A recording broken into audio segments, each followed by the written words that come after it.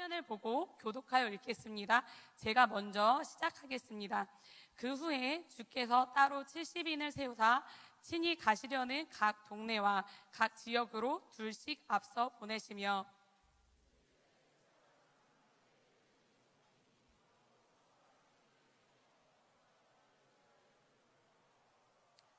갈지어다 내가 너희를 보냄이 어린 양을 이리 가운데로 보냄과 같도다.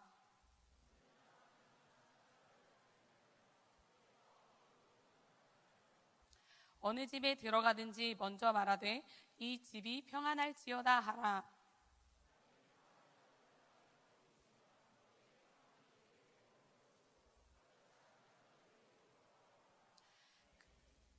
네, 오늘 내가 보았노라 이라는 제목으로 말씀 전해주실 군장님은 이재영 목사님이십니다. 박수로 환영하겠습니다.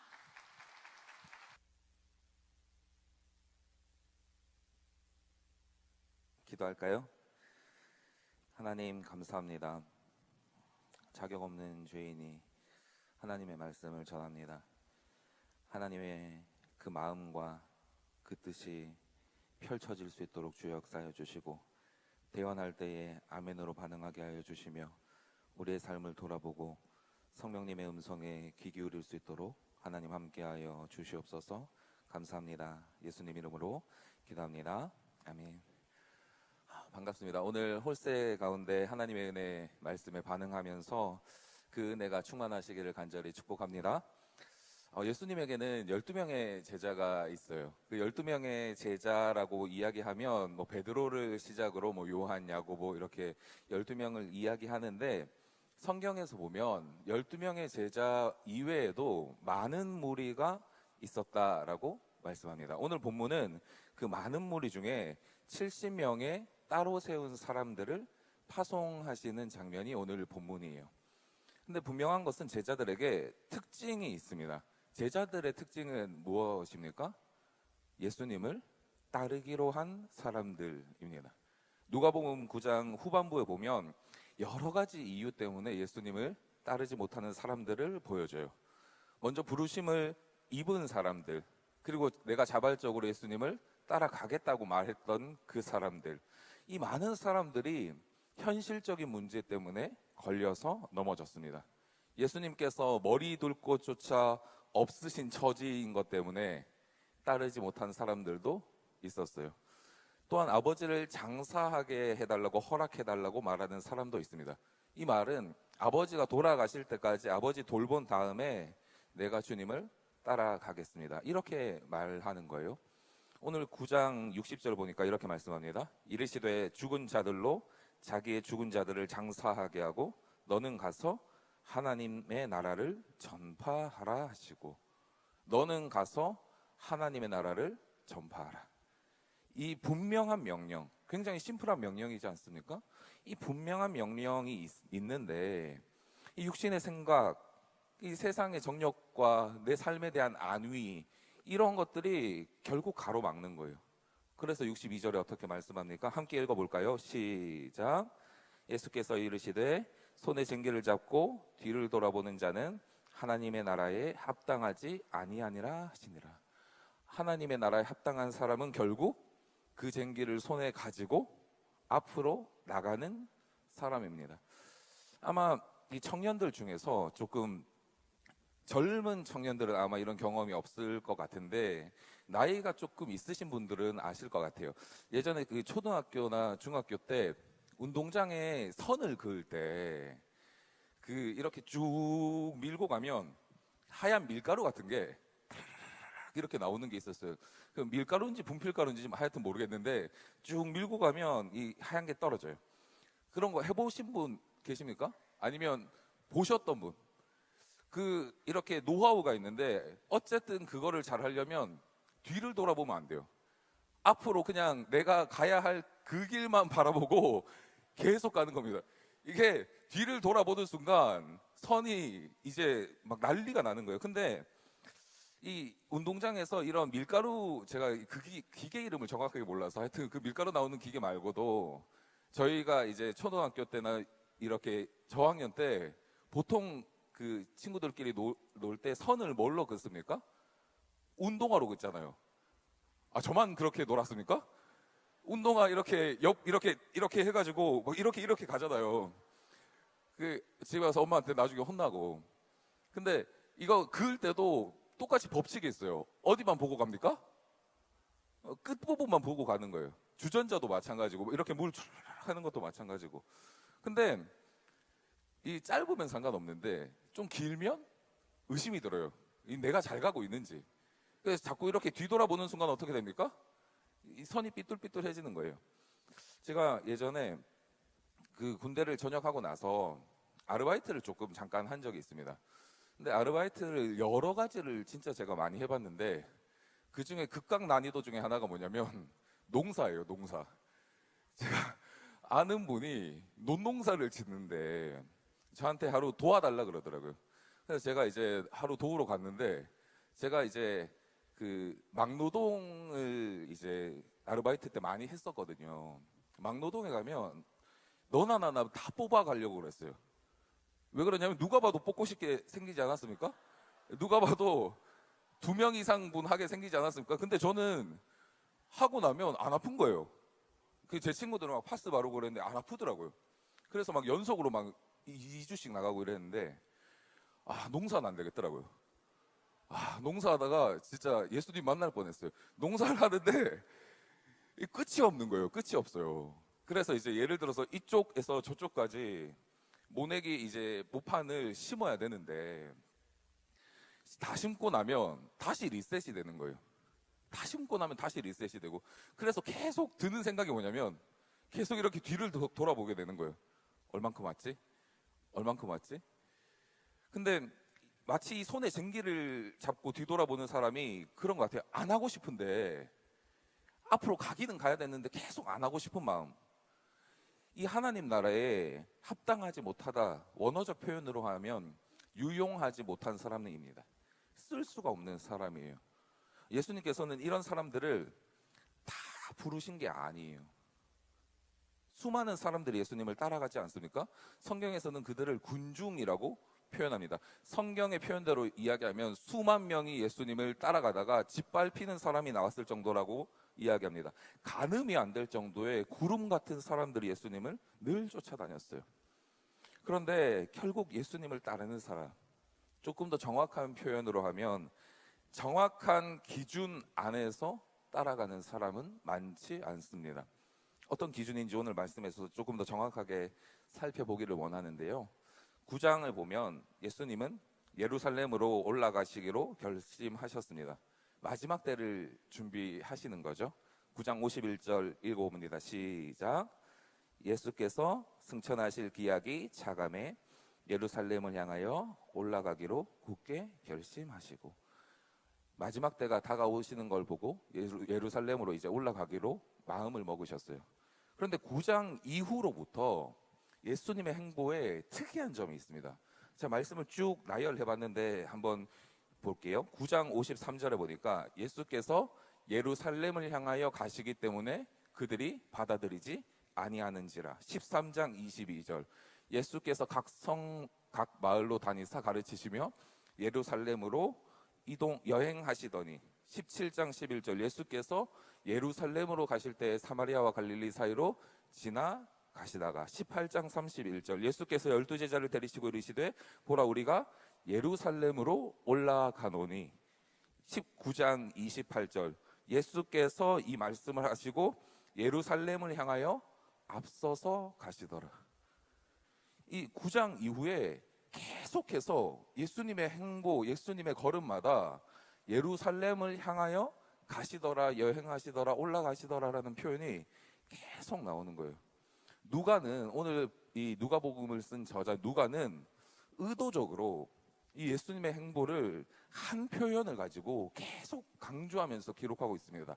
어디를 향하여? 예루살렘을 향해서.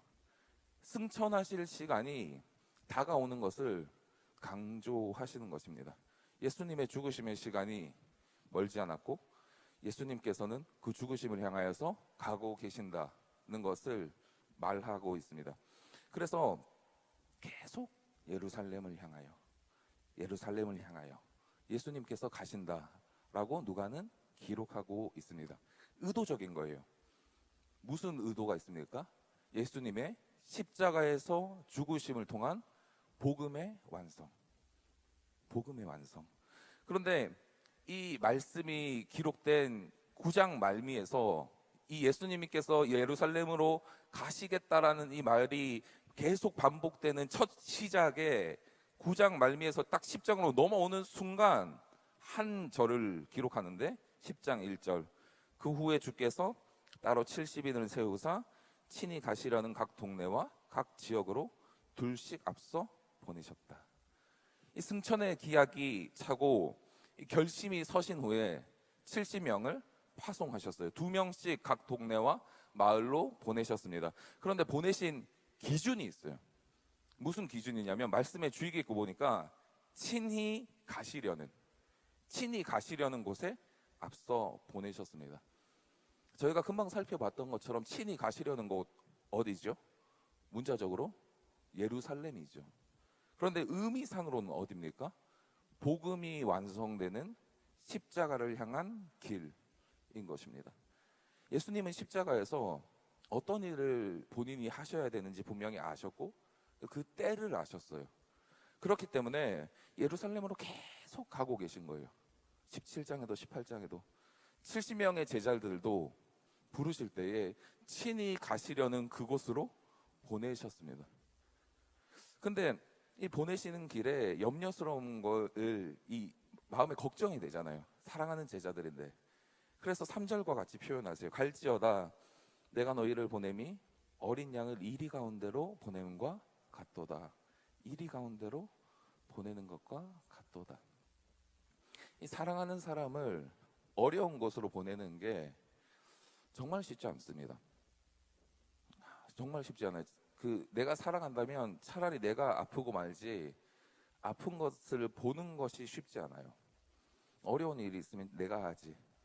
저희 집에 보혜가 있습니다. 보혜는 저희 딸내미 이름이에요. 지금 39일 차를 맞은 인생 39일 차의 애기인데 딸꾹질을 해요. 신생아들은 이 애기 키워보신 분들 거의 없으시지만 목사님, 홍 목사님 아실 것 같아요. 신생아들은 이 딸꾹질을 많이 합니다. 왜 그러냐면 이 횡격막 쪽이 제대로 발달이 안 돼서 딸꾹질을 하면 이 멈출 수가 없어요. 근데 제 팔뚝만한 애가 이렇게 계속 이 몸을 막 이렇게 들썩거리면서 딸꾹질을 하는데 마음이 짠해요. 멈추라고 그럴 수도 없고 뭐 물을 줄 수도 없고 뭐 예수 이름으로 명할 수도 없고 짠해요. 근데 차라리 내가 뭐라도 해서 내가 이게 하고 싶은지 내가 하고 싶은 거지. 이런 것처럼 이 사랑하는 사람의 어려움을 보는 게 쉽지 않습니다. 그런데 예수님은 어떻게 표현하시죠? 3절에 갈지어다 내가 너희를 보냄이 어린 양을 이리 가운데로 보냄과 같다. 이 아픈 마음을 품고서 갈지어다라고 왜 명령하시는 거예요? 예수님을 따르는 이 수만 명의 군중이 아닌 예수님의 말씀에 순종하는 사람을 찾으시는 것입니다. 이 사랑하는 마음을 담아서 제자들을 파송하실 때 그곳에 위험이 있고 애타는 마음이 있지만 그곳에서 순종하는 것이 하나님 나라를 위해서 더 큰 것이기 때문에 가라고 말씀하시는 거예요. 예수님을 따르는 수만 명의 사람들, 밀치고 밀려서 밟히는 사람들이 많을 정도로 이 군중들, 그 사람들과 예수님을 정확하게 따라가는 사람들의 기준이 차이가 어디에 있습니까? 결국 주인의 부르심에 순종하는 사람, 주인의 부르심에 순종하는 성도. 군중은 자신의 욕심을 위해서 따라가지만 제자는 주인의 부르심에 순종하는 삶입니다. 70명의 제자들이 예수님의 파송을 받고 다녀와서 하는 말이 있어요. 10장 17절에 보니까 70인이 기뻐하며 돌아와 이르되 주여 주의 이름이면 귀신들도 우리에게 항복하더이다. 이 귀신들도 우리에게 항복하더이다. 이에 예수님께서 어떻게 말씀하십니까? 18절 함께 읽어봅니다. 18절 시작. 내가 보았노라. 너희가 내 말에 순종하면서 복음을 전할 때에 그때 사탄이 하늘에서 번개같이 떨어지는 것을 내가 보았노라. 분명한 표현이죠. 어떨 때 번개같이 떨어졌다고요? 주의 이름을 가지고 하나님의 나라를 전했을 그때, 복음을 가지고 하나님의 나라가 가까이 왔으니 예수님을 믿으십시오라고 선언하는 그때, 영접하는 자 곧 그 이름을 믿는 자들에게는 하나님의 자녀가 되는 권세를 주셨으니 영접하십시오라고 말하는 그때에 사탄이 번개같이 하늘에서 떨어지는 것입니다. 그래서 전도는 사실 능력의 현장인 거예요. 신앙생활에 경건에 많은 방법이 있지 않습니까? 우리는 영적 전쟁을 가장 적나라하게, 승리를 가장 명확하게 볼 수 있는 곳이 이 전도의 현장입니다. 능력이 나타나는 곳이에요. 능력이 나타나고 열매가 생기는 곳이 이 전도의 현장이고 자리입니다. 70명의 제자가 파송을 받아서 무엇을 했습니까? 대단한 일을 했습니까? 아니에요. 전하라고 하신 그것을 전했습니다. 오늘과 내일 예스미션 이 현장이 이런 능력의 현장이 되시기를 간절히 축복합니다. 이 사탄이 하늘에서 번개같이 떨어지는 놀라운 역사의 현장이 되시기를 간절히 축복합니다. 그런데 이 중요한 것은 전도가 이 능력의 현장만을 위한 게 아니라는 거예요. 능력과 열매와 순종만을 위한 것이 아니래요. 예수님은 뒤에 한 절을 더 말씀하세요. 20절 함께 읽습니다. 시작. 그러나 귀신들이 너에게 항복하는 것으로 기뻐하지 말고 너희 이름이 하늘에 기록된 것으로 기뻐하라 하시니라. 아멘. 너희 이름이 하늘에 기록된 것, 그것으로 기뻐하라. 무슨 말입니까? 예수님의 말씀에 우리가 순종하고 하나님 나라의 복음을 전하는 그때 능력이 나타나고 회심이 일어나고 승리가 선언되는 그것에서 끝나는 것이 아니라 우리의 이름이 하늘에 기록되는 것을 우리도 볼 수 있는 것입니다. 이것을 믿으십니까? 이거보다 더 큰 축복이 어디 있겠냐는 거예요. 사랑하는 청년들이요, 혹시 지금 믿음의 어려움을 겪고 계십니까? 신앙의 무뎌짐을 느끼는 분 계십니까? 이번 행축과 예스미션의 현장을 통해서 더욱 날선 신앙이 되시기를 간절히 축복합니다. 왜냐하면 순종하며 최선을 다해 예수님을 전할 때에 우리의 이름이 하늘에 기록된 것을 볼 수 있기 때문입니다. 그리고 우리가 전하는 그것을 보시고 예수님께서 내가 보았노라, 하늘에서 공중권세 잡은 마귀가 번개와 같이 떨어지는 것을 내가 보았노라, 이 말을 잊지 마시기를 바랍니다. 이 역사에 무슨 말이 더 필요할까요? 복음을 통해서 한 영혼이 주님 앞으로 돌아오는 것 못 보셨습니까? 각 팀의 새로운 가족들이 계속해서 등록을 하는데 못 본다고 말할 수 있습니까? 안 된다고 말할 수 있을까요? 사람이 만나지고 교회로 인도되어지고 같이 신앙이 자라는 것을 우리가 보잖아요. 그래도 안 되더라고 말하는 것은 팩트가 아니에요. 오히려 불순종과 교만을 드러내는 것입니다. 하나님이 마치 역사하지 않으시길 바라는 이런 마음 같아요. 오늘 70명의 제자들을 누가가 10장에 정확하게 기록해 놓은 이유가 있습니다. 누가가 이 누가복음뿐만 아니라 사도행전을 기록했거든요. 그런데 이 누가는 70명의 제자들을 통해서 앞으로 사도행전에 일어날 예수님의 복음을 전할 때에 어떤 일들이 일어나는지를 미리 보여주고 있어요. 예수님의 이름을 전할 때에 사람이 바뀌어지고 인생이 뒤집어지고 하늘에서 마귀가 번개와 같이 떨어지고 교회가 세워지고 소수가 다수를 뒤집어버리는 이런 놀라운 역사가 사도행전에서 일어나지 않습니까? 3,000명씩 5,000명씩 회개하는 이 놀라운 역사가 일어나지 않습니까? 누가는 이거를 10장에서 70명의 제자들을 통해서 보여주고 있는 거예요. 능력을 받은 그 사람들을, 내가 뭔가 스펙이 대단해서 내 삶이 고귀하고 성결해서 이런 제자들이 아니라 예수님의 말씀에 순종하면서 나간 그 70명의 제자들을 통해서 어떤 일이 일어날지를 미리 보여주고 있는 것입니다. 말씀 정리합니다. 사랑하는 청년 여러분, 우리가 전하는 복음을 부끄러워하지 마시기를 바래요. 내 삶이 부끄럽잖아요. 때로는 부끄럽고. 그럴지라도 복음이 모든 것을 덮기 때문에 담대히 전하시기를 간절히 바랍니다. 우리가 전할 때에 공중권세 잡은 자가 번개같이 하늘에서 떨어지는 것을 믿으시기를 간절히 축복합니다. 허공을 향해서 휘두르는 게 아니에요. 목적과 의미가 없는 싸움을 하는 것이 아닙니다.